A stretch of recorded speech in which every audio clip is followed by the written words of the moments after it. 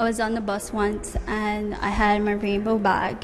And if you know what the rainbow symbolizes, you know exactly my sexuality. And, you know, this girl sat next to me, saw the bag, and looked at it and moved. And she was like, oh my God, that's a lesbian. And I felt a little hurt. That was the first time I experienced it. In Belize, the subjects of sexuality and gender identity are still considered taboo in some factions of society.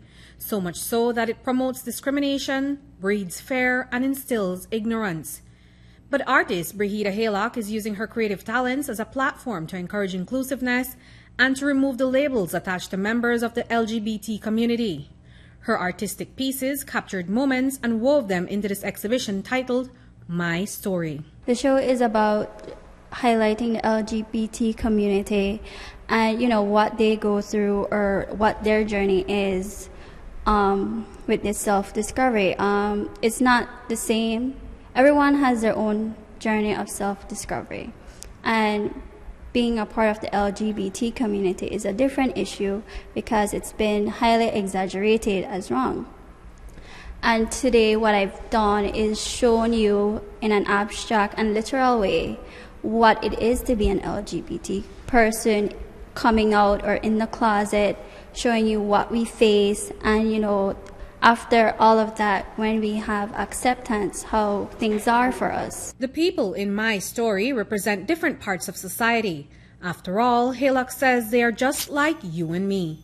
But many are not open about their lifestyle because they lack support and fear discrimination and rejection, which she aptly captures in the Paper Bag installment. The journey, it was very touching because everyone has a different story. And what was common in all of these stories was ignorance, and also when the acceptance came, how life was much more easier for them. They're social workers, they're businessmen, doctors, you know, students, and I went to like Orange Walk. Some people I met are from Kaya, some are from the city. It starts with the My Story series, which is people who have paper bags, reason why identity was an issue throughout this process because it's a very touchy subject and discrimination is real. And if you know what it's like, you know you don't want it. So I decided to put paper bags over the head, and from all the stories that were given to me, I selected a few and I wrote them on the paper bag, capturing the image of the paper bag. And, you know, I just want people to see it's not easy at all. You think it is, but it's the hardest thing to even think of or go through.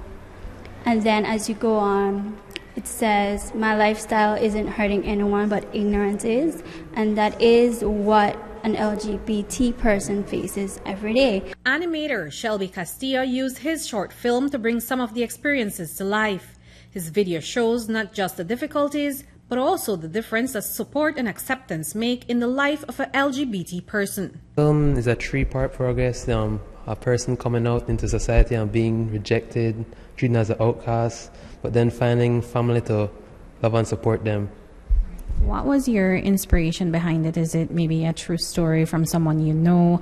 Was it something that you think it's just something that needs to be told? I think it's something that needs to be told. I cannot really relate to it, but I can make comparisons to other stuff, like being treated as an outcast is almost like being treated as a monster. And I use concepts of that and putting in my animation in the film. Although it's an animated film, the stories and inspiration are real.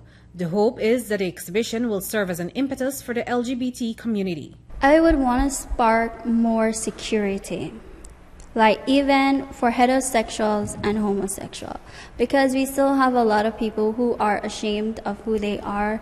This is not a very easy journey of self-discovery because of all the discrimination. And for heterosexual people to stop that narrow-minded mentality that they have. Did their stories maybe change your perspective of the way society views the LGBT community?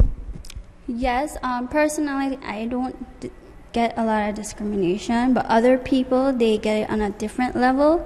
And for me, that was heartbreaking. And other stories, they made me want to cry because the family was so accepting, seeing that my family struggles with it. So it's like, you know, it's mixed emotions. Reporting for News 5, I'm Andrea Polanco.